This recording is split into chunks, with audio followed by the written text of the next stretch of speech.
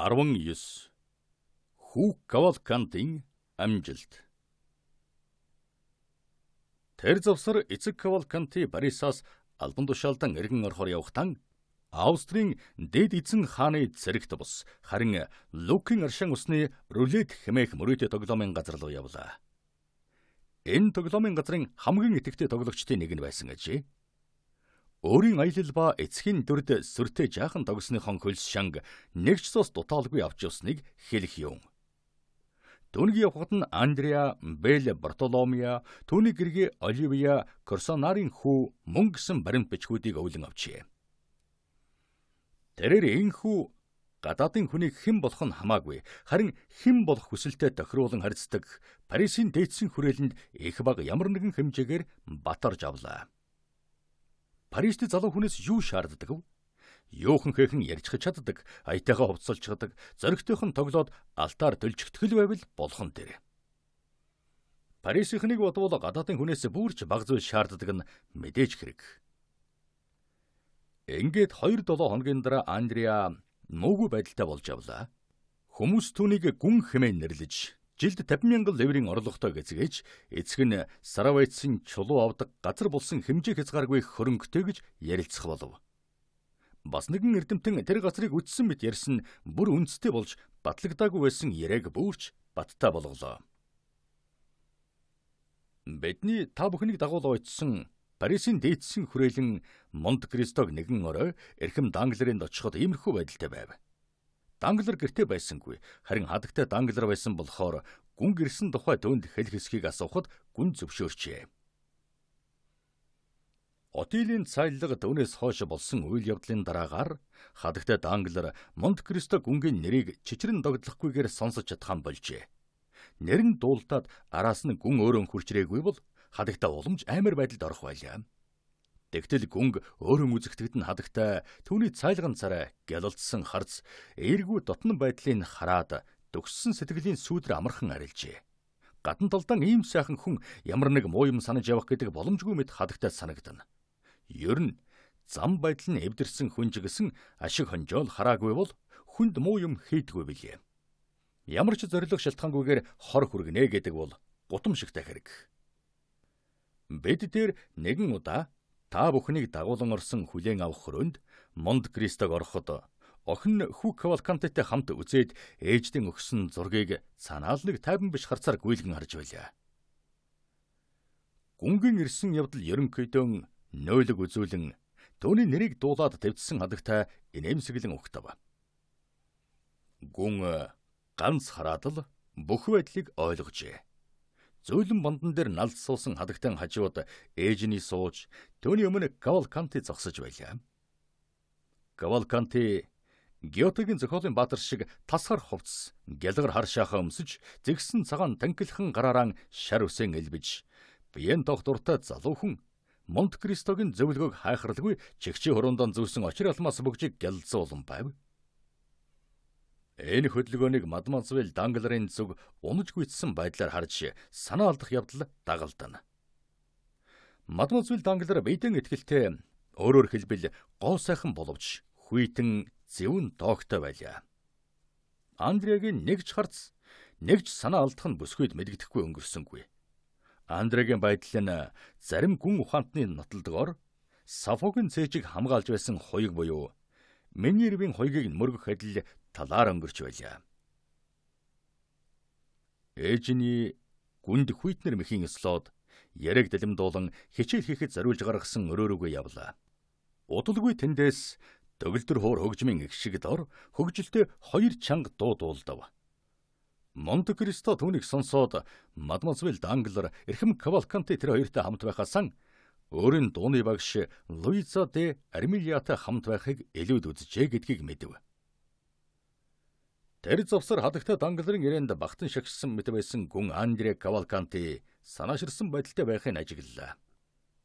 Тэр байн хаалга руу очиж хөгжмийг чагнан босго алхаад орчиход чадахгүй учраас багтсандан хөдөлгөөнөөр илэрхийлж байлаа. Удалгүй банкны эзэн гэртэн хурж ирэв. Тэр эхлээд Монте Кристо өд харсан боловч дараа нь харцаан Андре өд тусгалаа. Эхнэрийн тухайд гэвэл олон нөхрүүд эхнэртэйгээ мэдлдэг ёсоор мэдлэв. Манай авгаачвал таны хөгжмийнхөө хичээлийг хамт хийх гэж өрөхгүй байна уу? Гэж банкны эзэн Андреагаас асуухад Андреа улам ихээр санаа алдаж үгүй л байна шүү дээ гэж хариулв. Данглар даруй үүдэнд очиод онгойлголоо. Төгөлдөр хуурын өмнө ганц төрүүлжин сандал дээр хуван суусан хоёр бүсгүй харагдана. Нэг гараараа даран хослон тоглож байгаа аян ихэд амжилт олсон өөрсдийнх нь зохиол байжээ.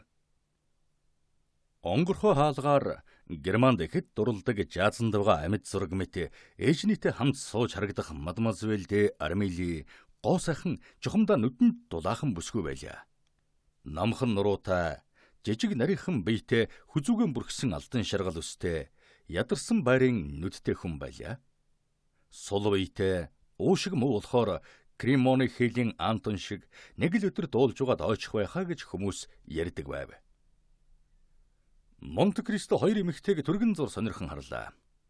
Эдний дэрэгтийн олон удаа нэрийн дуулсан мадемуазель де Армелиг анх төсөөлж байгаа нь энэжээ. Ингээд бид одоо яах болж байна вэ?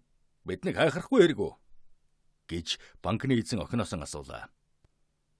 Дараа нь Андреаг зочдын өрөөнд оруулаад санаатай санамсаргүй алин боловч Монте Кристо хадагтай хоёрын сууж байсан газраас харагдахгүйгээр хаалгыг дутуу хаалаа.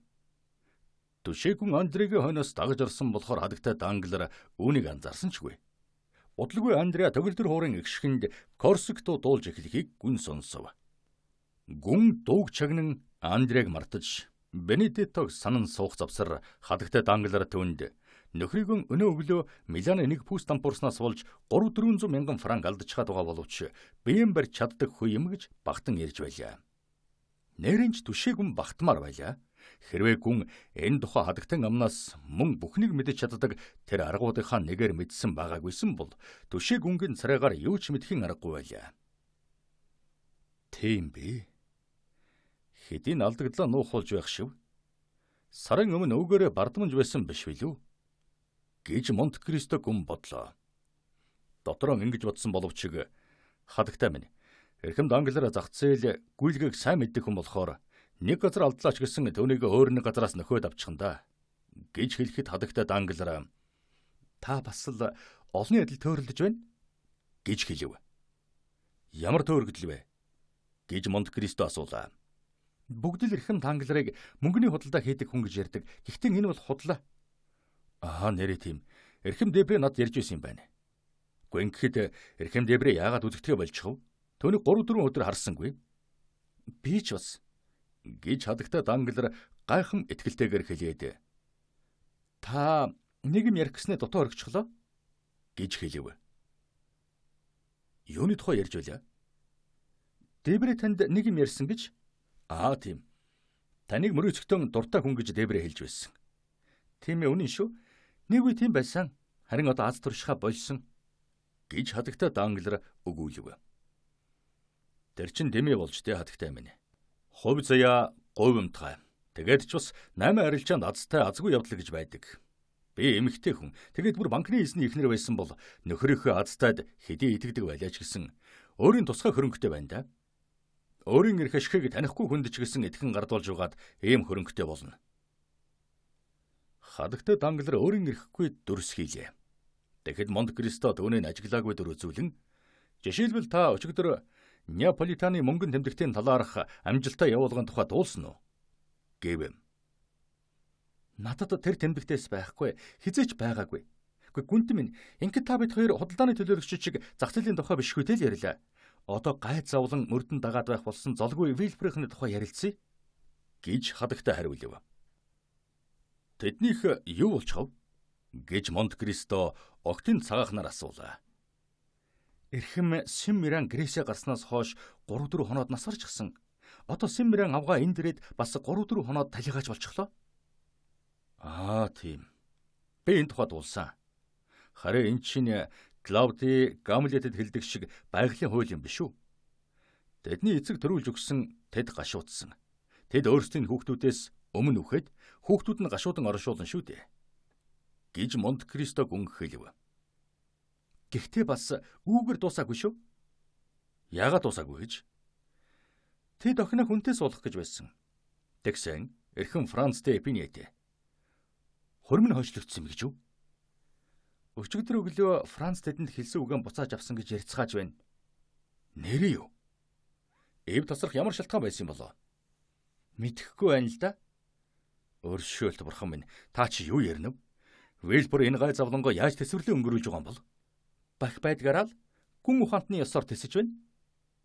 Энэ үед Данглер орж ирлээ. Та Кавалкантын ноёнтойгоо ганцаархан нохинтойгоо орхиод ирж байгаа мó? Гэж хадагтайг асуухад мадемуазель Армелиг юу гэж бодж байна? Гэж түшээгүн хариу асуулаа. Дараа нь Монт Кристоор өргөн энэ Кавалкантын ноён хонгор сайхан залуу байна шүү, тийм ээ? Тэгтээ үнэхээр ноён юм уу? Үгүй юу? Гэв. Би ч баталж чадахгүй л байна. Төвний эцгийг надад Бэлл гэж танилцуулсан. Тэгэхээр гүн л байх та. Гэхдээ өөрөө ноён хэрэгэмтэй гэж зүтгээд байдаг юм шиг над санагдсан. Гэж Монт Кристо хэлв. Яагаад тэрв? Хэрвээ ноён л бол нуугаад байх хэрэг юу байгаа юм? Хүмбэр өөрийнхөө байх хэрэгтэй шүү дээ. Өөрийн гарлыг үгүйсгээд байхад дургүй. Гэж банкны эзэн хэлэхэд Монт Кристо нэмсэглэжээ. Таач цэвэр ардчилсан үзэлтэй хүү юм аа. Гэв. Хүүе. Ингэхэд Морсер гинт хүрээд ирвэл та өөрийгөө ямар байдалд оруулж байна вэ? Ээжний болцоод хүн түүнийг орхиг зөвшөөрдгөө өрөөнд Кавалканти байж байхыг харвал тэр хүн юу гэж үзэх вэ? Гэж хадагтаа хэлэхэд банкны эзэн гэнэт гэж таны хэлдэг маш зөв. Үндэнч манайд цөөн ирдэг хүн хэрвээ ирвэл тэгж гэнт гэмээр л ярих юм да. Гэв. Хурчрээд энэ залууг охинытэн дэргэд байж байгааг харвал дургүйцж мэдх юм шүү. Дургүйцхий. Та их ташаарч байна. Эрхэмбэс болцоо түүхэндэн төдийлөх сангүй учраас харддаггүй юм. Тэгээд шир дургүйцсэн үү байна уу? Ер нь над ямар хамаатай юм? Бидний хоорондын харьцаа бидний харьцаа юу? Бидний ямар харьцаатай хэлээд өгөх үү? Эхийнхэн хийсэн бүжигт наадам дээр тэр болцоо түүхэнтэйгээ дөнгөж ганц удаа бүжиглсэн. Тэгээд эрхэм Кавалканти 3 удаа бүжиг хийсэн. Гэтэл үүнийг хүний урманд ажиглаачгүй. Эрхэм Альберт Морсер ирлээ. Гэж зарцсан айлтглаа. Хадагта яаран босов. Тэр зочдын баг өрөөнд орж охиндоо мэдгдэх гэтэл Данглер гараас нь бариад бол гэж хэлэхэд хадагта түүний өөд гайхан харлаа.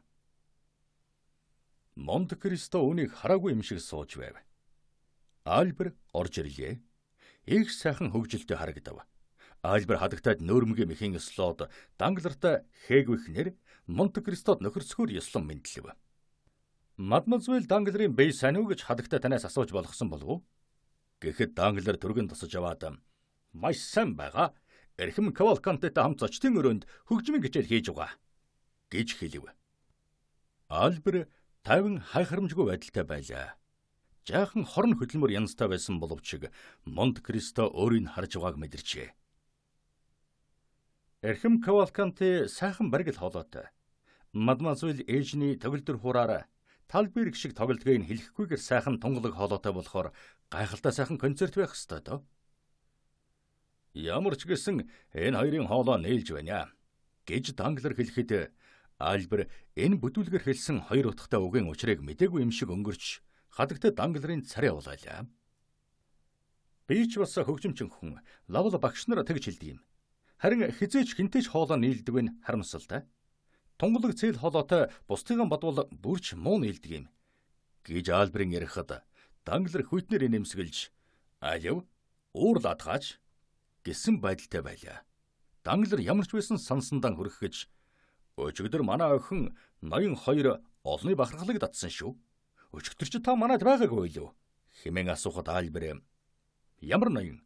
гэж асуулаа. "Кавалканти ноён" гэж Андреаг энэ хэрэгмээр нь байнга дууддаг Данглер хэлэхэд Альбер "Уучлаарай. Би түүнийг ноён хүн гэж мэдсэнгүй. Тэгээд өчигдөр ноён Кавалканти мадемуазель ээжнийтэй хамт дуулсан юм уу? Лавл их сайхан болсон байх ёстой. Сонсож чадаагүй нь харамсалтай. Гэхдээ би таны урилгыг хүлээн авах хаз тохиолдоогүй болохоор ээжийг дагаж хөгшин хадагтай Шато Риногонд очсон. Тэнд Германод дуулсан шүү" гэж хэлв. Дараа нь Альбер хэсэг зур дуугүй байснаа юу ч болоогүй юм шиг. "Би мадемуазель Данглерыг хүндэтгэж байгаагаа илэрхийлж болгосон болов уу?" гэж асуухад банкны эзэн төвнийг зогсоож "Үгүй жаахан хүлээж бай. Танаас гуй. Сайхан дуулж байна шүү. Гайхам сайхан байна." За одоо дууслаа. Жаахан хүлээ. Багталтай байна шүү. Сайхан гэснээр банкны эзэн учир зүггүй алгадашлаа. Нэрэл сайхан байна. Кавалкантны ноёны ойлгож байгаагаас илүүгээр төрсөн орныхон хөгжлийг ойлгох боломжгүй юм байна. Та түүнийг ноён гэсэн байхаа? Ноён биш үлээч гэсэн түүнийг ноён болгочихно. Энэ бол Италид амархан хэрэг. За тэр яах вэ? Гайхалтай дуучдынхаа тухай ярий. Та Мадемуазель Данглер Кавалкантын ноён хоёрт гадны хүн байгаа гэж хэллэгүйгээр дахиад нэг дуулахыг хүсэж бид бүхнийг зугаацуулахгүй юу? Ингэж тоглож байгаа хүнээж харахгүй, тоглож байгаа хүндээж харагдахгүй алсхан байж байгаад хөгжим сонсох сайхан байдаг юм. Тэгэхэд л тоглогч хүн өөрийнхөө авяас чадлыг гаргаж зүрхийнхээ догдлыг үзүүлдэг юм да. Гэвэ. Энэ удаа Данглер Альбрийн хайхрамжгүй байдалд арган тасарч тэгээд Монте Кристог хажуу тийш нь аваачиж за манай сэтгэл залуугийн тухай юу гэж хэлмээр байна гэж асуулаа. Нэлен хүйти янзтай маргаангүй л байна л да. Одоо яа гэхв? Та ам өгчихсөн биз дээ. Тийм ээ, ам өгсөн. Гэхдээ юун тухай гэж? Охин нь сайн хүнд өгнө гэж амласнаас биш, сэтгэлгүй хүнд өгнө гээгүй. Энийг харал да. Гантэг чулуу шиг хүйтэн, эцэг шигэ ихэмсэг амтэн. Баян байгаад Кавалкант шиг хөрөнгөтэй байсансан бол үүнийг анзаарахгүй байж болгосон. Нуулгүй хэлэхэд би охиноос саналыг асуугаагүй байгаа юм л да. Хэрвээ охин маань сайхан муухайг ялгаж мэддэг хүнсэн бол мэдэхгүй юм да. Би түн талтай байдаг маань намайг харлган болгож байгаа ч юм билүү. Бүү мэд.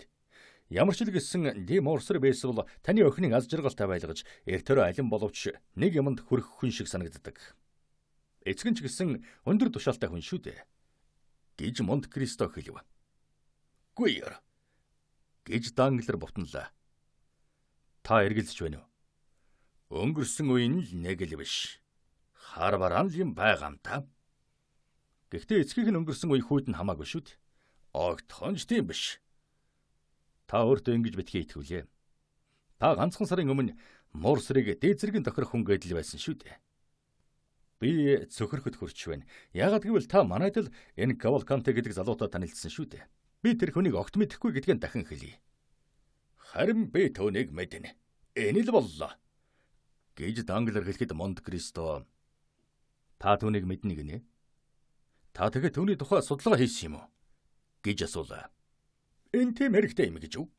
Хараад л хэн болохыг мэдэж болдгүй юм гэж үү? Юуны өмнө их баян хүү юм. Би үүнд итгэхгүй байна. Гэхдээ та чинь түүний төлөө хариуцдаг шүү дээ. Энэ бол өчүүх юм л да. 50,000 франк. Сайхан, боловсралтай хүү юм. Күер. Гэж Монте Кристо дугурлаа. Тэр чинь хөгжимчин хүн.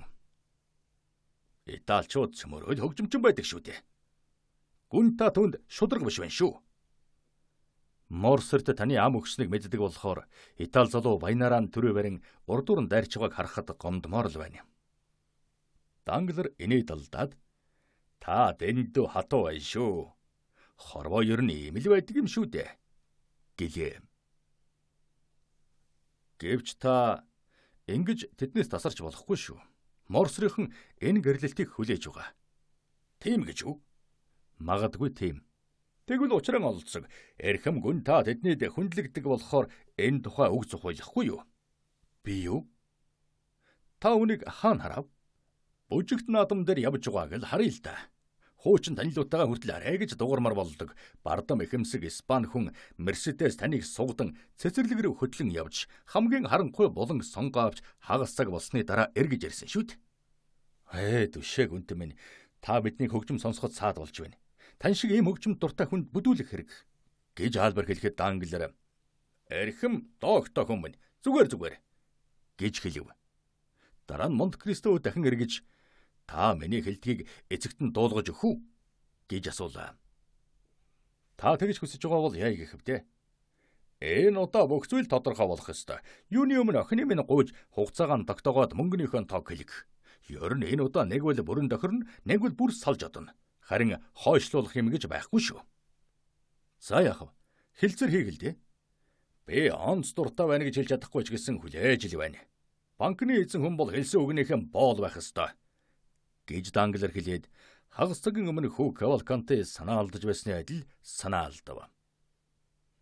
Альбер банкны эзнийг дуурайж дөнгөсөө дуулсан аялгауг магтаж сайхан байна хэмээн алга ташлаа. Данглер нэг юмны тухай зарцсан мэдгэдэхэд Альберөд хялан харж байлаа. Тэгээд Монте Кристод би одоохон ороод ирнэ. Та хүлээж угаарай. Танд нэг юм дуулах хэрэгч болж магадгүй гэж хэлээд гарч одов. Хадагтай нөхрийгөө байхгүйг ашиглаж охиныхон зочдын өрөөний хаалгыг онгойлгоол мадмуазел Эжените төгөлдөр хуурын өмнө зэрэгцэн сууж байсан Андреа онцтой юм шиг угсхийн бослоо. Альбер энэмсэглэн мэгсхэвэл мадмуазел Данглер огтхонч зовсон шинжгүй ердийн хүйтэн байдгаараа хариу мэндэллээ. Кавалкантид эвгүй байсан илэрхий. Тэр Морсерт мэхий ёслоход цаадах нь ихэд ихэмсэг дээгүүр байдлаар хариу мэндэлв.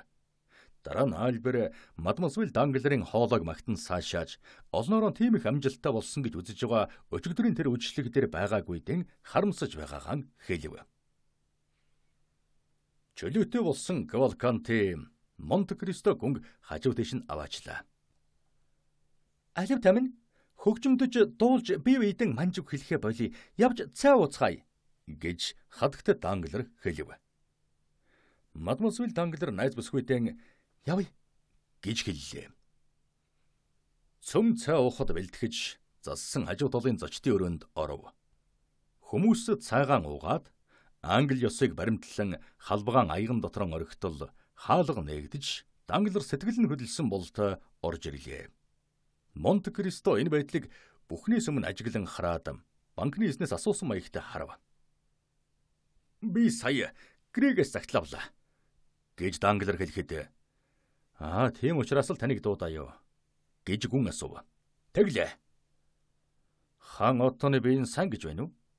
Гэж Альбер хөгжилтэй дуугаар асуулаа.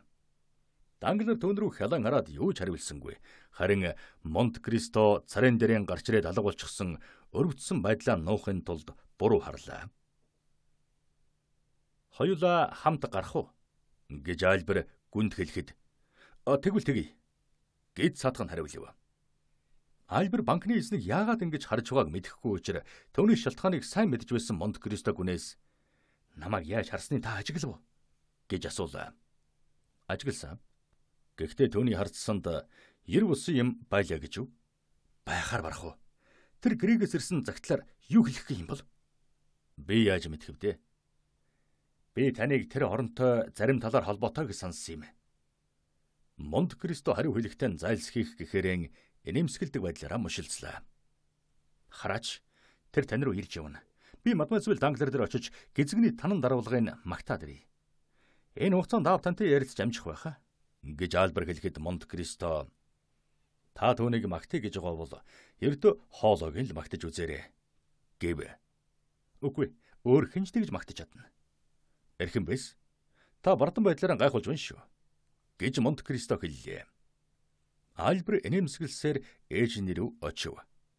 Тэр завсар Данглер гүнгийн жихэнд хошуу ойртуулан та надад маш сайхан зөвлөгөө өгчээ. Фернан, Янина гэдэг хоёр үгэнд аимшигт явдал агуулгадж байж гэж шивгэнэв. За болдоо. Би танд бүгдийг хэлнэ. Харин энэ залууг эндээс гаргаач. Үүний энэ дугаа надад их тэртэй байна. Би хамтдаа явъя гэж бодож байсан юм. Бид хоёр хамт харна. Та бас л түүний эцэгтэй уулзах гэсэн хэвээр үү? Хэзээнийхээс илүү хүсэж байна. За сайн байна. Гүн Альбер өөд дохилоо. Хоёул авгайцсуулд мэхийн ёслоод гарч одов. Альбер нь мадмуазел Данглерийн ихэмсэг байдлыг огт хайхаараагүй юм шиг. Харин Монте Кристон хадагтай Данглерт банкны эзний эхнэр хүн бол урьдаас болгоомжтой байж ирээдүгөө хангаж авсан байх хэрэгтэй гэдэг өнөө зөвлөгөөгөө дахин хэлээд гарлаа. Тулдааны талбай эрхэм Кавалкантид үлдэв. 2 дугаар дэвтрийн төгсгөлийн 20 дугаар хэсэг. Гайдэ. Гүнгийн сүих модод гудамжны булан дөнгөж тойртол Альбер тачгантал хөхрөх нь үннээсээ инээж угаад идэхээс өөр аргагүй байлаа. 9 дугаар Карл ван Варфоломын шөнийн дараа би өөрийн өчүүхэн дүр сайн тоглоо яв гэж Екатерина Медичиас асууж байсан шиг би одоо танаас асуухыг хүсэж байна гэж хэлв. Ямар утгаар тэрв? Гэж гүн асуулаа. Өрсөлдөгчөө эрхэм Данглерын гэрт өөрөмшүүлэх талаар. Ямар өрсөлдөгч? Юу ямар гэж? Таны ивэж асрамжилдаг Андре Кавалканти. Тэнэг тоглоомон болороо байсан. Би Андрэг огтхонч ивэсэн малга Данглерын дул бүрч үгүй. Залуу хүнд эвэл хэрэгтэй болоод байгаа үедсэн болж таны ингэж хэлж байгааг зэмлэмээр байна. Харин аз болоход надад ийм хэрэг болсонгүй. Тэр сэтгэлтэй болчихсон юм шиг танд санагдаж байна уу? Баталж байна. Нүдэн талмаарч санаа алдан сэтгэлтэй хүний ёсоор дуудуулж байх болжээ. Эхэмсэг ээжнийтэй гэрлэх тухай санаа ширч суугаа хүн байна. Харж байна уу? Би шүлгэлж байна шүү. Энд миний буруу алга. Ямар ч илгэсэн эхэмсэг ээжнийтэй гэрлэх тухай санаа ширч байна гэж Альбер хэлв. Таны тухайд бодож байгаа бол хамаагүй юм биш үү? Эрхэм гүн та тэгж бүүер. Хоёулаа надад их ширүүн байна мөлий. Хоёулаа гэдэг чинь юу гэсэн үг? Мадмазвэл ээжний надтай арай гэж хариу мэндэлсэн. Дотны найз Дэ Армилийн надад хариу дуурсан ч үгүй. Эцэг чинь таны хүндгэж байдаг биз дээ? Гэж Монте-Кристо асуугаад. Тэр үү? Үгүй. Миний зүрхэнд мянгантаа худагшаасан хүн. Тэгтэн театрын тайзан дээр хэрэгэлдэг эрн бариул руугаа орж тухдаг. Түүнийг ёстой худаг гэж бодож байгаа байх та. Хардах явдал бол хайртай тэмдэг мөн. Тийм ээ, гэхдээ би хардаагүй. Тэгвэл тэр хүн хардаад байна. Хинтээ? Дебритэй юу? Үгүй тантай. Надтай юу? 7 хоногч өнгөрөөгүй байхад тэр намайг бүү хүлээж ав гэж тушаана гэж мөрий тавья. Эрхэм бэс та ташаарч байна. Та юугаар нотлох юм? Танд нотлохоо хэрэгтэй юм уу? Тийм ээ. Морсер гүнг Данглер дээр ирж эцсийнхээ шийдвэрийг ярилцахгүй юу гэж хэлэх он зэрэгтэй төлөөлөгч нь би байна. Хэн танд тийм он зэрэг олгосон юм? Түшээ гүн өөрөө. Эрхэм гүн та үнийг биелүүлэхгүй байгаа үсттэй. Гэж Альбер чадахч нэгэрэн тал засаж эхэллээ. Та ташаарч байна. Би амлчихсан болохоор хэлэхгүй бол болохгүй. Гэж гүн хэлэхэд Альбер санаа алдаж юм. Та намайг заавалчгүй гэрлүүлэх гээд байна да. Гэв. Би бүгдэн сайхан харьцаатай байх хүсэлтэй. Марцнаас өнөө Дебри яасан бэ? Хадагтай Данглерыг харагдахгүй юм. Тэд муудалцсан. Хадагтай юу? Үгүй нөхөртэй. Тэр нь мэдчихээ юу? Тоглож байх шивдэ. Цаадхан сэжиглэжсэн гэж бодож байна уу? Гэж Монте-Кристо эхэд гэнэн байдлаар асуулаа. Болиоч те. Инхэд ер нь та хаанаас гараад ирсэн хүн байна? Конгос гэж хэлий дээ. Энэ тэм ч хол газар биш л дээ. Би Парисын нөхдүүдийн зам байдлыг хаанасаа мэдэх вүлээ дээ. Эрхэм гүнтэн минь дээ. Нөхрүүд хаанч гэсэн адилхан шүү дээ. Та хүний янз бүр байдаг тухай аль нэг оронд судалсан бол бусад бүх орнохыг судалсантай адилхан шүү дээ. Тэгвэл Данглер Дебри хоёр юунаас олж муудалцдаг юм бол? Гэж Монте-Кристо хүн өнөө гэнхэн байдлаар асуухад тэгээд би энд могул байсан та гэв. Энд л хамаг учир байна. Эндээс л Изидийн нууц эхэлж байгаа юм шүү дээ. Харин би энэ нууцыг мэдэхгүй юм. Хүү Кавалкантыг тэдний гэр бүлийн гишүүн болохоор л тэрнээс асуухгүй юу да. Сүйх тэрэг зогслоо. За, бид хүрээд ирлээ. Гэж Монте-Кристо хэлээд одоо дөнгөж 10 цаг хагас болж байна. Манайд орлоо. Гэв. Дуртаяа зөвшөөрнө. Дараа нь миний сүйх тэрэг таны хүргээд өгчих нь үстэй. Хэрэггүй те баярлалаа. Миний тэрэг араас ирэх ёстой. Тэр ирж явна. Гэж Монте-Кристо сүйх тэрэгнээс гарангаан хэлв. Тэд байшинд орж ирэхэд зочдын өрөө гэрэлтэй байсан тул тийш орлоо. Батистын бидэнд цаа өгөөч. Гэж Монте-Кристо хэллээ. Батистын тасалгаанаас дуугүй гарав. Хоёрхан хормын дараа шидэд үлгэрт гардаг шиг бүхэл хэрэгтэй зүйлийг тавьсан тавиртай юм барьж ирлээ. Таны баялагийг би бахархахгүй байна. Магадгүй танаас илүү баян хүн олдож болох юм. Таны ухааныг ч бахархдаг юм биш. Бумаршээ танаас илүү ухаантай биш байлаач гэсэн таны зэрэг ухаантай. Харин таны энэ хүнээр үгдөөгүй. Тэр дорхноо л өөртөө үйлчлүүлж чаддаг чадварыг тань гайхан багтах юм. Тэд таны хонхны дугаар юу хүсэж байгаа, юу хүсэх гэж байгааг тааварлан мэдээд бэлэн зэлэн байлгадаг юм шиг санагдах юм. Энэ нь үнний хөв байна. Миний дадал заншлыг сайн судалж мэддэг юм. Та одоо хараа л да. Цай уух үед танд ямар нэг юм хэрэгтэй болно биз? Тэгвэл үннийг хэлэхэд тамхи татхаас боцохгүй байна шүү. Монте Кристо хонхны зүг очиж нэг удаа дарлаа. Секундын дараа хажуугийн хаалга нээгдэж Али Латикис хэмээх сайхан тамхи нэрсэн 2 урдаг ганц барьсаар орж ирлээ. Ёстой гайхамшиг юм а гэж Альбер хэлэхэд Монте Кристо татгалзаж. Тийм биш ээ. Маш амархан явдал. Али намайг цай кофе уусны дараа тамхи татдаг заншилтайг мэднэ. Тэгэхээр намайг цай авчир гэж тушаасныг мэднэ. Бас тэгээд тантай ирснийг мэдсэн. Тэгээд л өөрийг нь дуудахаар ямар нэг юм хэрэгтэй, яах гэж дуудаж байгааг тааварлаад нутагт нь хамгийн түрүүнд тамхиар зочилдог болохоор нэг ганцны оронд 2-ыг барьж орж ирсэн тэр. Тийм ээ. Юм бүр тайлбар хэлж болно. Гэхдээ та ганцаараа л гэснээ энэ чи юу вэ? Химэн гитар хөгжмийн дуу шиг дуу гарч байгаа хаалгууд толгоо оронд өглөө. Эрхэм бэс та өнөөдөр хөгжим сонсох үедээ байжээ. Мадмуазел Данглерийн төгөлдөр хуураас дөнгөс солтол Гайдигийн Пипа хөгжмийн их шиг сонсогдох болж байна. Гайdig нэ? Сайхан нэр байна. Лорд Байроны наригилд гардагаас өөр Гайди нэртэй хүүхэн байдаг байх нэ? Байлгүй яах вэ? Францад ийм нэр ховор тохиолддог. Харин Албан Эпирт бол зэгсэн олон тохиолдно шүү. Энэ нь ариухан, цэвэр ичимтгий гинэн хонгор гэсэн үг юм. Танайнд ажиллахтан өгдөг шиг л тийм нэртэй. Ямар сайхан юм бэ? Манай Франц бүсгүйчүүл Мадмуазел сайн сэтгэлд Мадмуазел, намун Мадмуазел хонгор сэтгэлд гэдэг нэртэй байдаг болоос. Та бодолдоо. Хэрвээ Мадмуазел Данглерийг Клермари ээжний гэж дууддаггүй, харин Мадмуазел ариухан, даруу, гинэн хонгор Данглер гэж дуудаж байвал ямар вэ? Хэлэхэд ёстой чимэг өгч байгаа биз дээ. Солиот. Ингэж чанга битгий яар.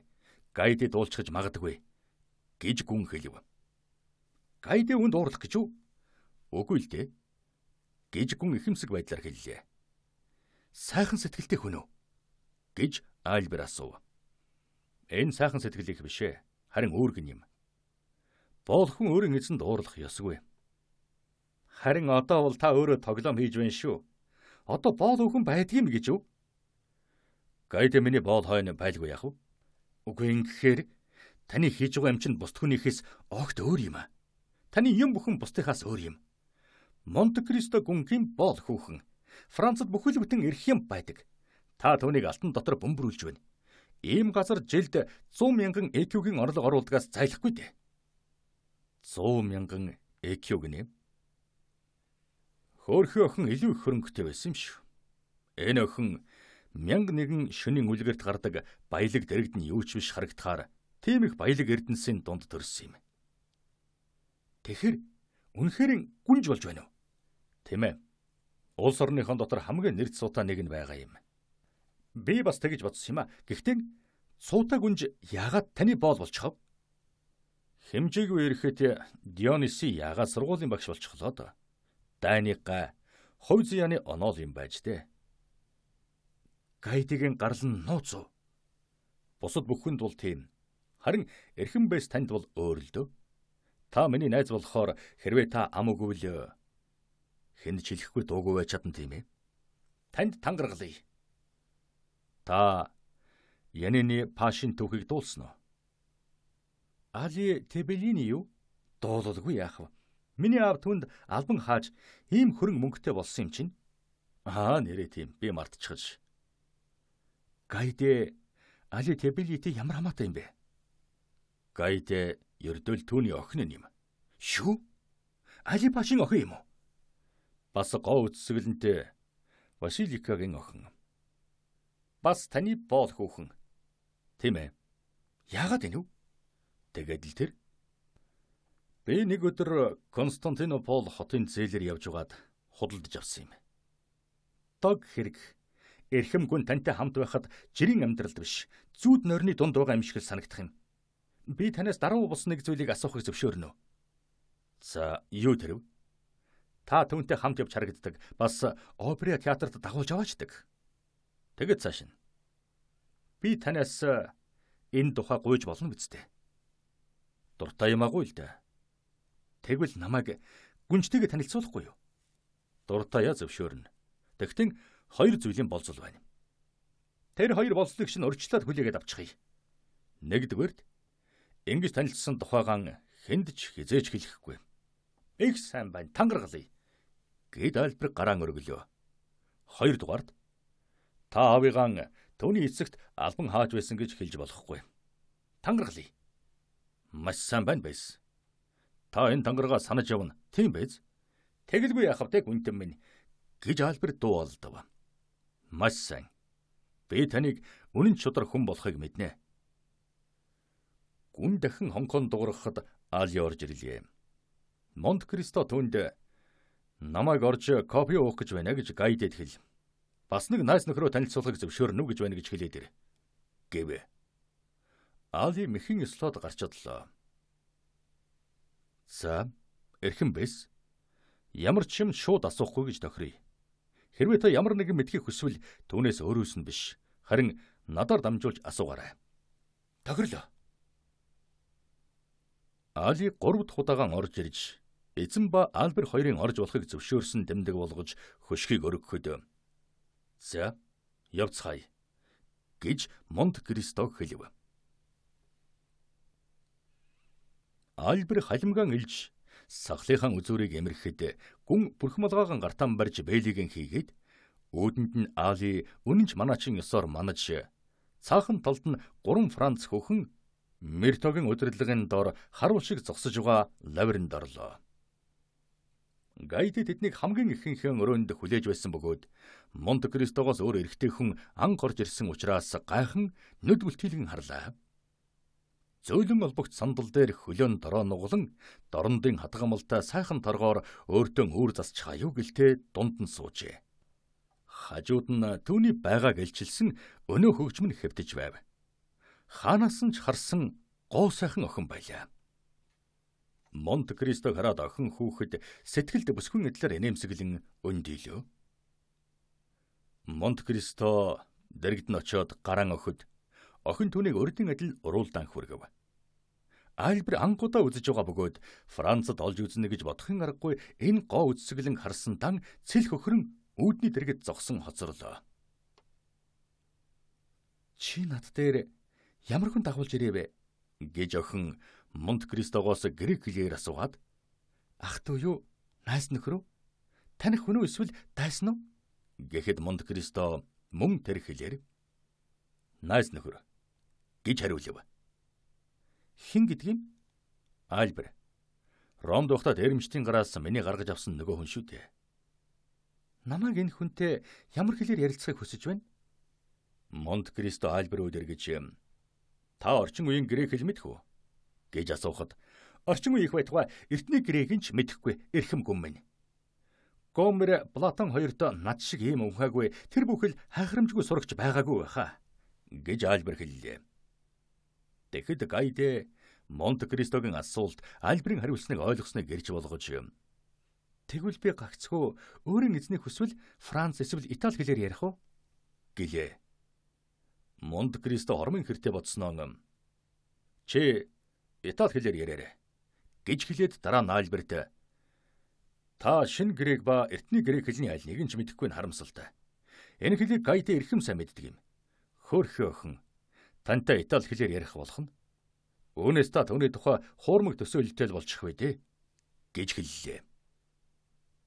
Тэгээд Гайдэ өөд дохилоо. Миний эзэн захирагчтай минь хамт ирсэн найз нөхөртөө давтайм орилогтон гэж охин Дантигийн хэлийг Гомерийн хэл шиг уянг яруу болгодог Ром аялгуугаар хэлээд Али копи ганц аваад ир гэж хэллээ. Тэгээд Гайдэ Альберийг ойртод суухыг тохилоо. Али хадагтайхан тушаалыг биелүүлэхээр гарч чадав. Монте Кристо Альберт эхмэл сандал зааж өгөөд өөрөө бас нэг тийм сандал авч амьд цэцэг, зураг, хөгжмийн цомрлог тавилсан намхан ширээний хажууд суулаа. Али копи ганц барьж орж ирэв. Байшингийн энэ хэсэгт Батистныг орохыг хориглосон ажээ. Нуун хүний өгсөн гансыг Альбер цааш түлхэв.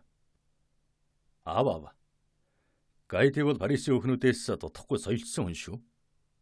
Муухай өнрийг авч чаддаг учраас Ромол навчин тамхинд дургүй байдаг юм. Дорндын тамхи гэдэг чинь хүчийн английн үнэрэл гэсэн үг. Та үнийг мэдэн шүү дээ. Али гарч одлоо. Кофег аяганд хийж ирсэн боловч Альберт чихрийн сав тавьжээ. Монте Кристо Гайти хоёр арабын энэ умдааныг араб ёс орн буюу өөрөөр хэлбэл чихэргүй уун. Гайти гараа сунгаж зэгзгэр нарийнхан ягаан хуруугаар Япон шаазанд хийсэн кофег авч уруулдан аваачиж онцын дуртай яман ууж идэж байгаа хүүхэд шиг энгийн сайхнаар тамшаалав.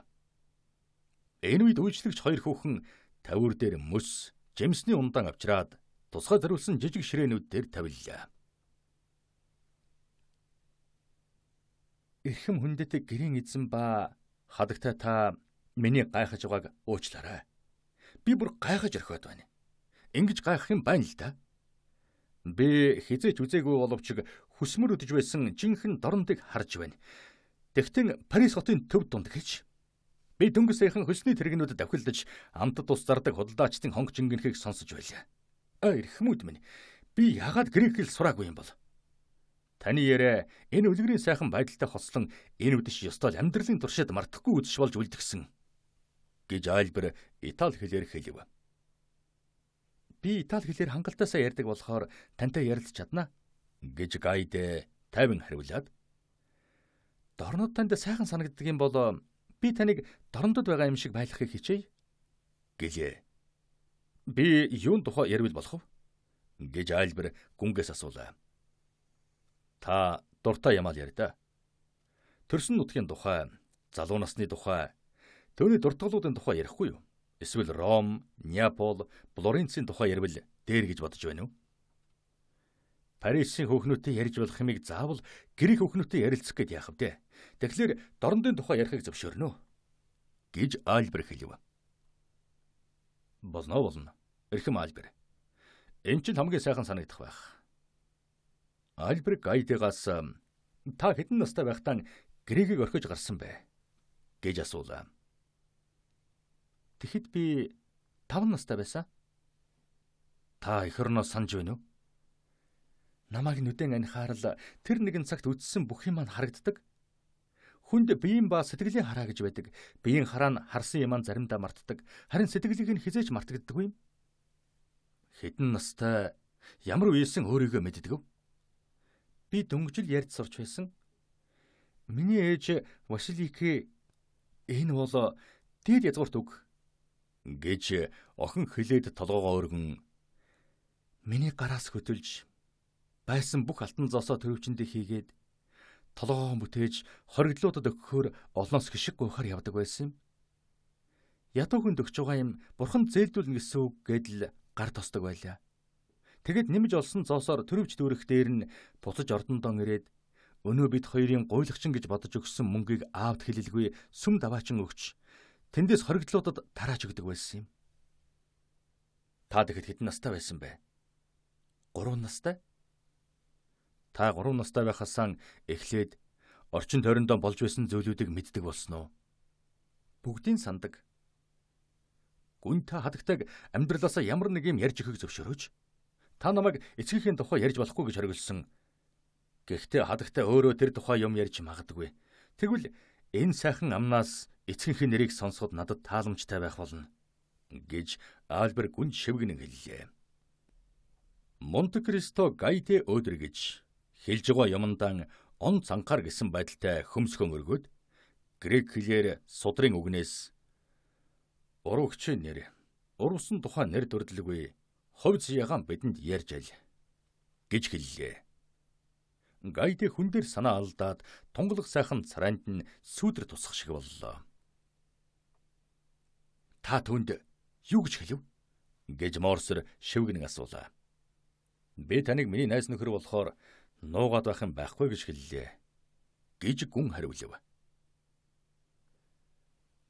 Тэгэхээр таны хамгийн түрүүчийн дуртгал чинь хориглуудад зориулж гуйлах гуйж байсан явдал юм байна. Дараагийнх нь юу вэ? Дараагийнх нь би нуурын хөвөн дээр инжир модны сүүдэрт зогсож байснаа сандаг. Нуурын чичирхийлсэн байдаг мандлыг одоо ч гэсэн навчсын завсраар ялхан харж байдаг. Хамгийн хөгшин саглагар мод налаад эцэг минь олбог дээр сууж байна. Ээж хөлийнхэн дэргэд хэвтэж би аавынхан цээж рүү унжсан цагаан сахал ба очир алмаасаар ишин чимсэн бүсэн дэх хутгаар нь тоглож байдагсан. Албанд зарц байн ирж хідүү хэлэхэд нь би түүнийг огтхонч хайхардаггүй байлаа. Харин аав минь дуугаа өөрчлөхгүйгээр түүнийг хал, эсвэл би түүнийг өршөөнө гэж хэлдэг байсан юм. Театрын тайзан дээрээс биш, харин энгийн байдлаар залуухан хүүхэн өөрийнхөө тухай ярьж байх гэж сони юм. Энэ бол зохиомл яриа биш, харин тийм сонирхолтой өнгөрсөн үедээ тийм алсхол байсан хүнд Франц орн яаж таалагддаг байна гэж Альбер хэллээ. Франц надад сайхан орн санагддаг. Би одоо насвыг гүйцсэн хүүхэн болохоор Францыг байгаа янзаар нь харж байна. Харин хүүхдийн нүдээр харж байсан эх орн минь заримдаа унсан газраан, эсвэл заримдаа зовлон зүдгүүрийн орон болгон харахаас шалтгаалan нэг бол бараан үлээр бүрхэгдэн харагддаг. Та ийм залуухан байж хэдийдийн зов зүдэрч амжсан бэлээ гэж Альбер асуулаа. Гайте Монте-Кристо өвд харахад гүн бусдад үл ажиглагдах дохио өгөн шивгэнэж грээгээр яр гэж хэлв. Анхны дуртгалаас өөр илүү сэтгэд хадгалагдан үлддэг юм гэж байхгүй. Түрүүчи ярьсан хоёроос бусд нь миний залуу үеийн зов зүдэрч явсан тухай болно. Яр хадагтай. Таны ярихыг сонсно гэдэг хэлж баршгүй их аз болно гэж Альбер хэлэхэд Гайдэ уйтгар тайгаар инээмсэглэв. Тэгвэл та намайг бусад дуртгалуудынхаа тухай ярихыг хүсэж байгаа мó гэж бүсгүй асуулаа. Тэгээч гэж гуйж байна. За яах вэ? Нэг үдэш намайг ээж минь сэрээхэд би 4 настай байлаа. Тэгэхэд бид Янина дах ордондоо сууж байсан юм. Ээж минь намайг унтж байсан гудсан дээрээс өндийлөхөд би нүдээ нээж ээжигээ уйлж байхыг харлаа. Ээж маань надад юу ч хэлсэнгүй өргөж аваад явсан юм. Би ээжийнхээ нулимсыг хараад бас уйлмаар санагдсан. Тэгэхэд ээж "Хүү минь дуугүй" гэсэн. Ээжиг өхөрдөг ч юм уу загнахад бусад бүх хүүхдийн адил би заримдаа дүрсгүйдэж уйлдаг л байсан. Харин энэ удаад ээжийн дуу нэг л аимшигтай санагдаж тэр дорон уйлахаа болсон. Ээж намайг өргөөд түргээ явлаа. Тэгээд харвал ойд өргөн шатаар бууж явсан юм. Бидний өмнө ээжийн шивгчэнгүүд сав, шуудаа, гоёл чимэг, үн тэтлэл, алттай төрөвч барьж зүхтах мэт гүйлдэн явсан. Эмэгтэйчүүдийн араас урт зэвсэг, гар буутай бие хамгаалагч 20 хүн Грекийг дахин тусгаар тогтносон улс болсноос хойш Францынхны мэдэх болсон тийм хувцастайгаа явж байлаа. Нойрносон бүрэн сэрээгүй яваа боол шивгчнүүдийн энэ цуваг харахад нэг л аимшигтай юм болж байгаа юм шиг л санагдсан билээ. Би нойрносоо бүрэн сэрээгүй явсан болохоор тэр нойрмыг юм шиг харагдсан байж болох юм гэж Гайдэ толгойс ихсрэн хувхайд сайн өгүүлээд давирхан бамбраас тусаж байгаа гэрлээс үүссэн том хар сүүдрүүд шатан дээгүүр сүүдгэнэн. Бушуулаарай гэж нэг хүн хонглын гүн дундаас хэлэх сонсцсон. Тарэлэнгийн талд салхи хөдлөхөд тарийн толгой найган бүхийдэг шиг энэ дууг дуулсан хүмүүс тийшгээ бүхийж байсан юм. Би ч гэсэн энэ дууг дуулаад цачсан. Энэ бол миний аавын дуу байсан л та. Аав минь тансаг сайхан хувцастайгаан танаа эзэн хааны бэлэг болгож өгсөн карбин буу бариад өөрийн хайртай Сэлимийг түшиж малчин хүн айсан сүргэн тууж яваа юм шиг биднийг өмнөх хөн. Миний эцэг бол гээд Гайдэ толгоогоо өргөж Янины Паш хаан их хүн байсан юм. Европт түүний нэрийг Али Табилин гэж мэддэг бөгөөд түргүүд түүний өмнө чичрэн догдолж байсан юм гэлээ. Энэ өгүүлэн хэлхэн аргагүй бардан бахархан хэлсэн нэрийг дуулаад Альбер өөрийн ирэхгүй цочлоо. Аимшигт өхөл орчин үеийн Европын нүдний өмнө тэгж их өндөрт өргөсөн хүний цус сүүдрийг залуу бүсгийн өнөл зөөлөгтэн нүд нь аимшигтай галзаж байлаа. Удалгүй цуваа зогслоо. Бид нуурын иргэн дэрэгдэх доод шатан дээр хурч ирсэн. Ээж хүн дээр санаа алдаж намайг элгэндээ чанга тэрвэрч байсан. Ээжийн арталд аав минь зогсож төгшүүртэй байдлаар ийш тийшээ харна. Бидний өмнө 4 гантик шат байх бөгөөд доод шатны дэргэд завд айвилсан хөвж байв. Бидний зогсож байсан газраас нуурын дунд сүндэрлсэн бараа юм харагдана. Энэ бол бидний очих гэж байсан цайц байсан юм. Харангуйгаас болоод тэгсэн ч юм уу их л хол юм шиг харагдаж байлаа. Бид завиндаа сууцгаалаа. Сэлүүрүүд огт чимээгүй усанд хүрч байсныг би санаж байна. Би сэлүүр рүү харах гэж бүхийлөө. Сэлүүрүүдийг манай зарц нарын бүсээр ороосон байсан. Завь дотор сэлүүрчдээс гадна эмэгтэйчүүд, аав, ээж, сэлийн бидхэд байсан юм. Хэрвээ хойноос хөвөл дээд талын 3 шатыг халхалт болгон ашиглахаар цэргүүд шатны хамгийн доод талд эрэг дээр сөхөрсөн хэвээрээ үлдсэн. Манай завь сум шиг л хурдлан одсон юм. Завь яагаад ийм хурдан явж байна вэ гэж би ээжээс асуухад хүүмэн чимээгүй. Бид зутаа чивэ болоод тэр гэж хэлсэн. Би юу ч ойлгохгүй байлаа. Бүхнийг чадагч аав минь яагаад зүгтах болов? Түүний өмнө бусад хүмүүс гүйж тэд надаас айдаг болохоор үзий ядаж байгаа юм гэдэг урайтай байсан юм. Одоо эцэг маань үнэхээр зүхтан амьд үйж байв. Сүүлд нь надад Янины сэргийн анги удаан хугацааны албанаас болоод ядраад гэж хэлсэн юм. Гайд тэгж хэлээд өөрөөс нь нүд салгалгүй харж байсан Монте Кристод учиртайхан харлаа. Тэгээд залуу бүсгүй ямар нэг юмыг зохиож байгаа буюу орхин ярьж байгаа хүний янзаар үргэлжлүүлэн ярих гэтэл маш анхааралтай чагнас суусан Альбер тосч аваад хадагтай та Янины цэргийн анги удаан хугацааны албанаас болж ядраад гэж хэлээ зогссон шүү дээ гэж хэлв. Тэгээд аав минь бариулахаар султааны явуулсан цэргийн сайд Күршиттэй үгээ олзжээ. Тэгэхээр миний эцэг бүрэн итгэж байсан Франц офицерын урьдчилан Султан хаанд явуулаад өөрөө урд нь бэлтгэсэн байсан ам хоргодох жижиг цайцад очиж нуугдахаар шийджээ. Та тэр Франц офицерын нэрийг санаж байна уу? Гэж Альбер асуулаа. Монте Кристо Гайди хоёр цагилгаа мэт хурдан харж солилцсныг Альбер ажиглан харж чадсангүй. Үгүй, би нэрийг мартчихж. Харин дараа санавал хэлж өгье гэж охин хэлэхэд Альбер эцгийнхээ нэрийг хэлэхээр завдтал Монте Кристо түүний өөд харж болгоомжлуулан хурууга зойлголоо. Альбер өгсөн тангаргаан санаж юу ч хэлсэнгүй. Тэгээд бид хоргодох газар өөд хөвлөө гэж Гайд хэлв. Биднийг тэрхүү бяцхан ордонд очиход хээ угалзаар чимгэлсэн доод давхар усан дээр цохойж гарсан сарвчд тагт руу нуурлуу цонхонд харсан 2 дугаар давхрал харагдаж байсан. Харин доор нь арлын гүн рүү явсан газар доорх агуй байв. Тэр нь л ээж бид хоёрыг шивгчэнгүүдийг оруулсан. Тэнд 60,000 ширхэг төрөвч 200 торх байсан. Төрөвчөнд 25 сая алтан зоос, торхонд нь 1000-аад пүү дар байсан юм гинлээ. Эдгээр торхнуудын дэргэд эцгийн минь хайрт хүн төрөвчин миний хэлсэн сэлим зогсов. Тэр үзүүдээр нь бамбар асаасан жад барьж өдөр шөнөгүй хамгаалан зогсож байсан юм. Эцгийн минь анхны дохиогоор тэнд байсан бүх зүйл хоргодох газар бие хамгаалагчид паш эмэгтэйчүүд алтыг юуны өмнө устгах тушаал өгсөн байв. Манай шивгчэнгүүд үүнийг мэдчихэд өдөр шөнөгүй залбирч мөргөн гуйж уйлан гиншиж байсныг би санаж байна. Тэр мойл хар нүдтэй цагаан царайтай залуу дайчин миний нүдэнд дандаа харагддаг юм.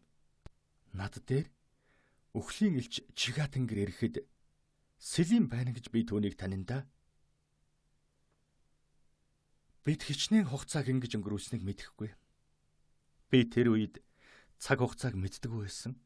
Хаяа нэг аав маань ээж бид хоёрыг ордны сарвчанд дуудаж аваачихт нь их л жаргалтай хэдэн цаг болдог байлаа.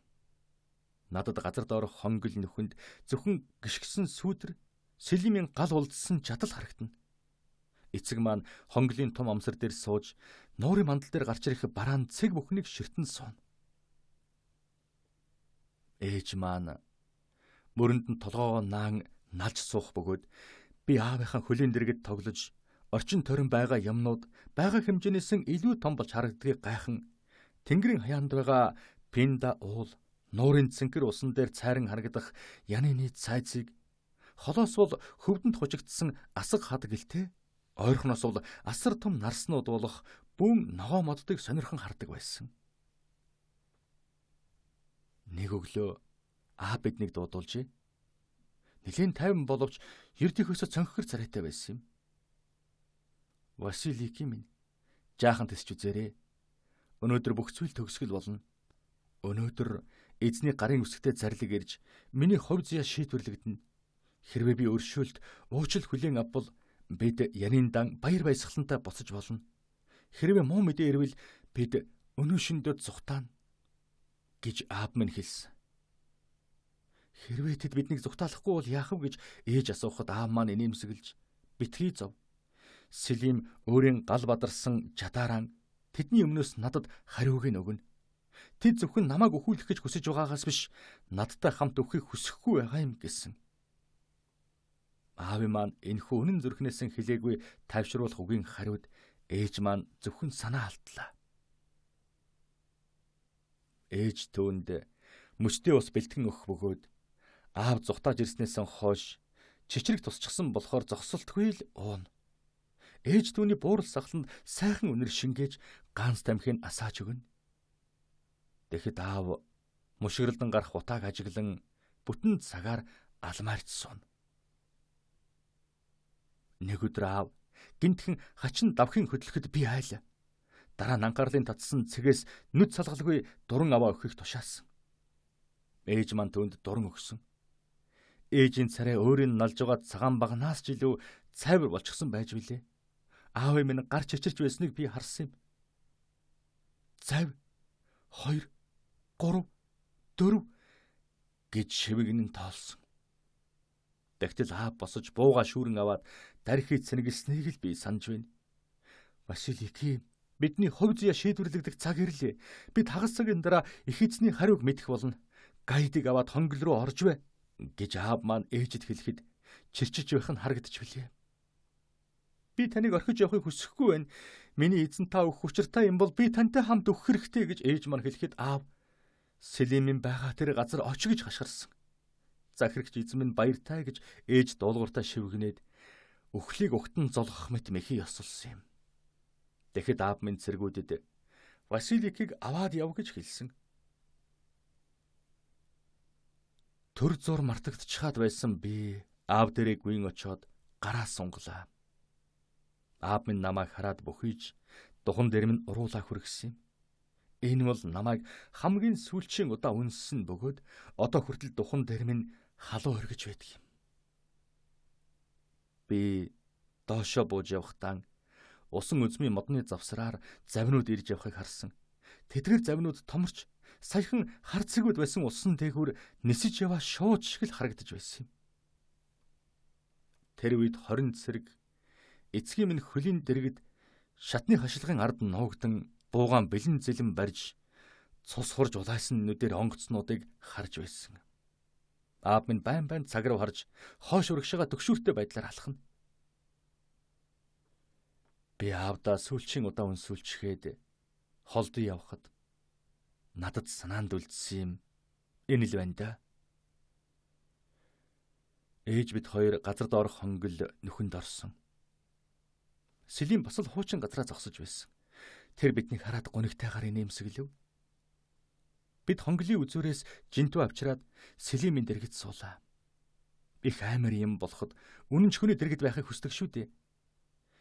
Би тэр үед хэдий жаахан байсан ч гэсэн бидэнд нэг л их аюул тулгарх нэ гэдгийг мэдэж байсан юм.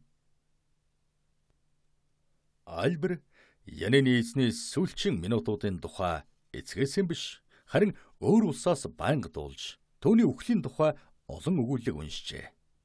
Харин Альберийн эцэг энэ тухай юу ч ярьдаггүй байлаа. Гэтэл Гайдагийн дуу хоолой хардсан дамилсан энэ төгшүүр гунигтай туужийг сонсоод гайхах зэрэгцэн. Аимшигт дурдтгалын эрхэн давтсан Гайдэ хэсэг зур дуугүй боллоо. толгойн их салхины өмнө гудайсан цэцэг адил бөхийж, манарсан нүд нь ногоорн байгаа Пинда уул өөрийн саяын дүрслэн зурсан гунигт зураг гэрэлтэн харагдах шиг шидэд толимит Янины нуурын цэнхэр усыг харж байх шиг байв. Монте Кристо бүсгүй хэмжээшгүй их өрөвдөн хайрлсан байдлаар харж, "Охин минь, цааш нь яр" гэж грек хэлээр хэллээ. Монте Кристогийн үг нойрноос сэрээвүү гэлтэй Гайдэ толгоогоо дийлгөөд цааш ярьсан нь. 4 цаг болж байлаа. Гадаад тунгалаг сайхан өдөр байсан боловч газар доорх хонгил дотор баргар муухай байсан. Ахуй дотор өнчин газ од мэт нэгэн гэрэл байсан, Селимийн барьж байсан бамбар байсан юм. Миний ээж Христосын шашинтай хүн байсан болохоор залбирсаар л байсан. Селим байсгээд л гэгийн номын үг авгаах Аллах гэж хэлнэ. Ямар ч байсан ээж маань баг зэрэг найтан гордож байжээ.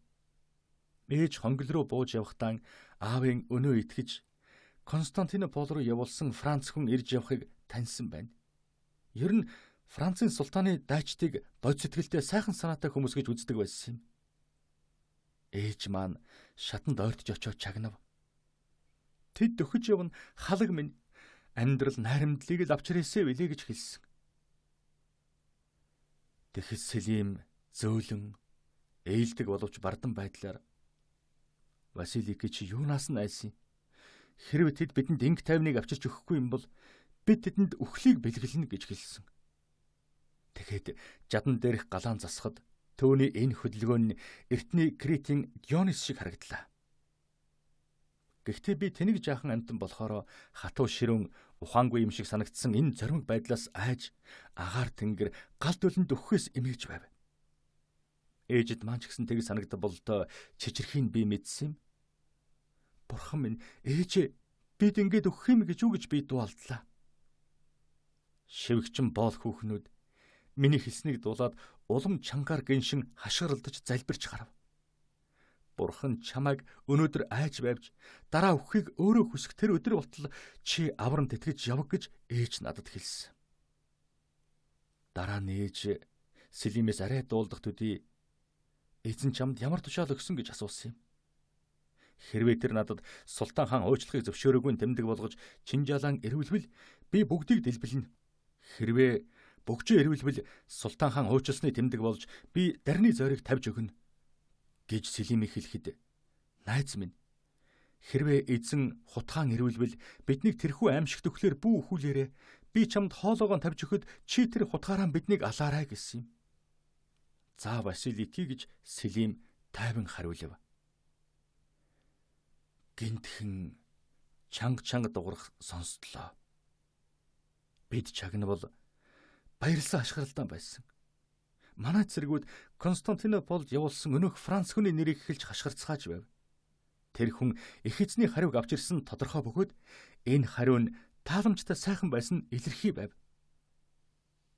"Та нэрийг санахгүй байна уу?" гэж Морсер ярьж байгаа бүсгүй санаанд оруулчихад бэлэн байдалтай асуулаа. Монте Кристо түн өдөхлөө. "Би санахгүй байна" гэж Гайдэ хариу өгүүлээд, дуу чимээ улам нэмэгдсэн. Ойртож байгаа хөлийн чимээ сонсдож нэгэн хүн хонгил руу бууж ирсэн. Селим жата бэлхэн барьж байсан юм. Удалгүй хонглын аман дээр өдрийн гэрлээс болж үүссэн бүрэнхийн дунд нэгэн сүүдэр гарч ирлээ. "Чи хэм? Хинч ус нэг чалхан битгий урагшаалах" гэж Селим ашиграхад нөгөө сүүдэр, "Султан хааны алдар бадарtuгай. Эзэн ноён Али бүрэн өршөөгдсөн. Зөвхөн түүний ам өршөөгөө зогсоогүй. Эд хөрөнгө эрдэнсийн буцаан өгсөн" гэж хариу хэлсэн юм. Ээж маань баяртайгаар хашгираад намайг зүрхэндээ тэрэн наалдууллаа. Ээжийг үүрлэг үхийг хараад Селим, "Зогсоорой. Би бөгж хүлээн авах ёстойг чи мэднэ шүү дээ" гэсэн.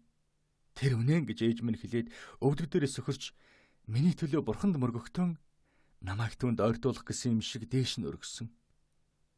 Сэтгэлийн ийм хөдөлгөөнд давтсан Гайдэ дахин дуугүй болоход цанхилсан духан дээр нь хөлс бурзааж хадсан хоолооноос нь дуун гарч чадахгүй байх шиг л байлаа. Монте Кристо аяганд мөстэй хүйтэн ус хийж өгөөд ээлдэг боловч захирангуй дуугаар "Хүү минь, зоригтой бай" гэж хэлив. Гайд нүд тухайн арчичхаад тэр завсар харанхуй дассан бидний нүд пашин явуулсан хүнийг таньсан юм. Энэ бол манай найз нөхөр байсан.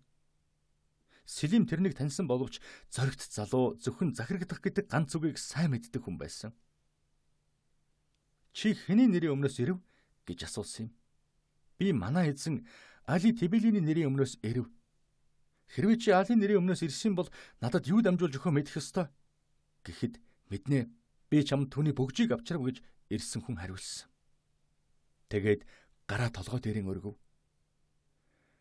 Гэхдээ бидний зогсож байсан газраас Сэлим тэр хүний үзүүлж байгаа юмыг ялган танихад дэндүү хол хүрэлцээтэй гэрэлгүй байсан. "Чиний гарт юу байгааг би харахгүй байна" гэж Сэлим хэлэхэд ирсэн хүн "Чи наашаад өхөөдөр эсвэл би чам руу очие" гэсэн. "Аль нь ч болохгүй.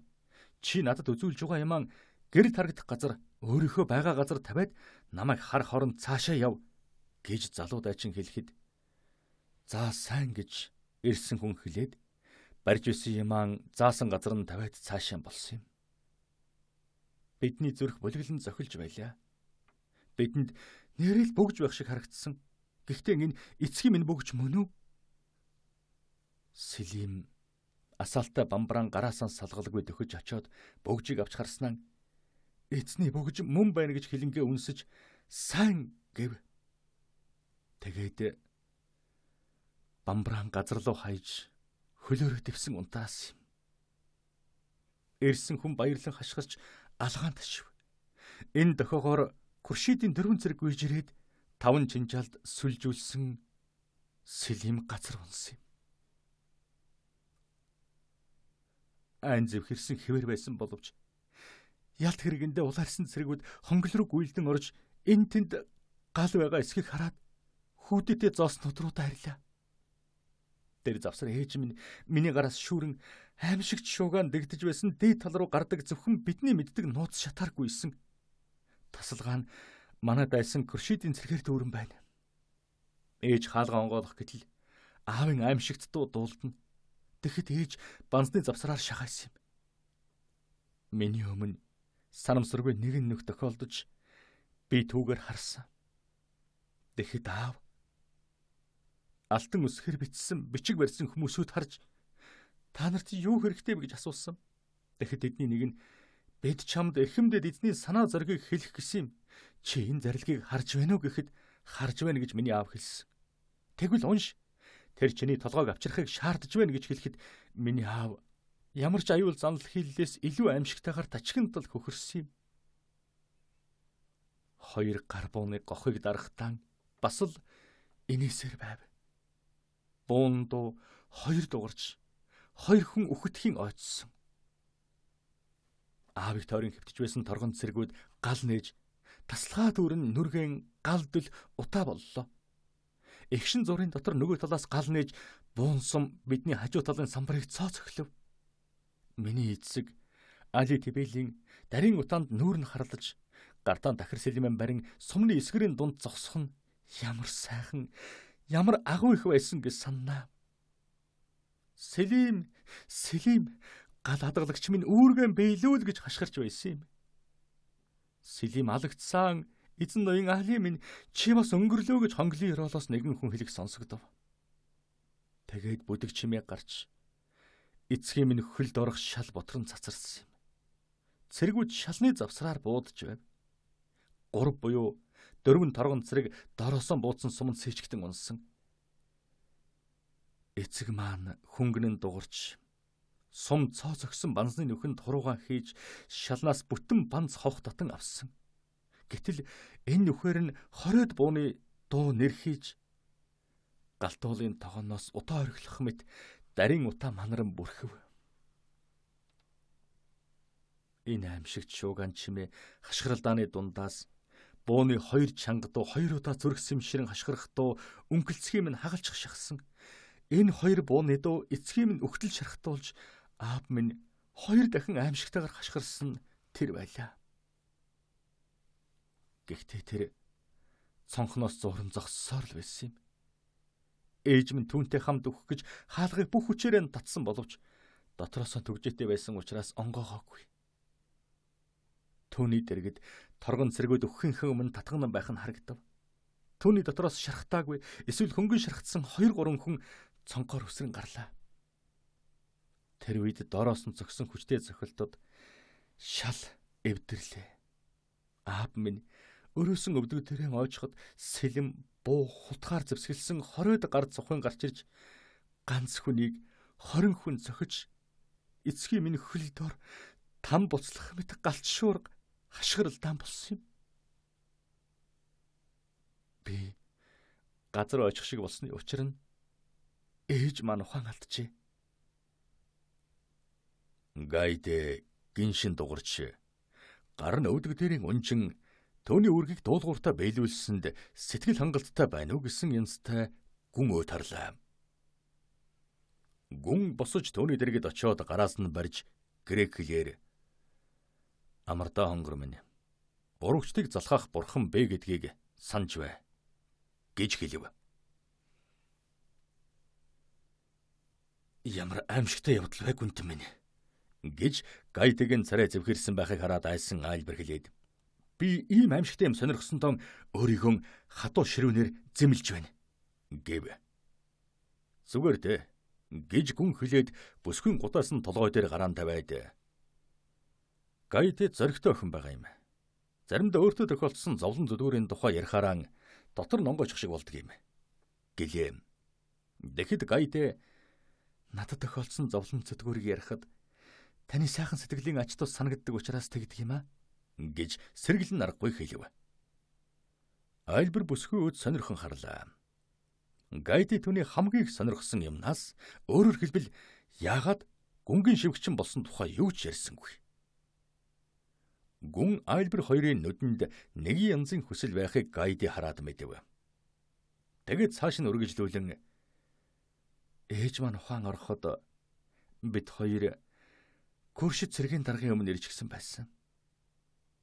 Аалын бэлэвсэн эхнэрийн нэр хүндийг бодож намайг алаад орхих гэж ээж минь хэлэхэд Күршид надад бүүхэл гэсэн юм. Тэгвэл хэнд хэлэх юм гэхэд шин эзэндээ хэлэхгүй юу? Хий юм гэхэд тэр зогсож байна гэсэн.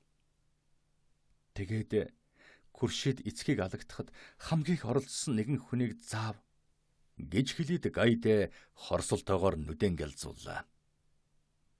Тэгээд та тэр хүнийхэн өмч болоо юу гэж айлбарыг асуухад гайдэ үгүй.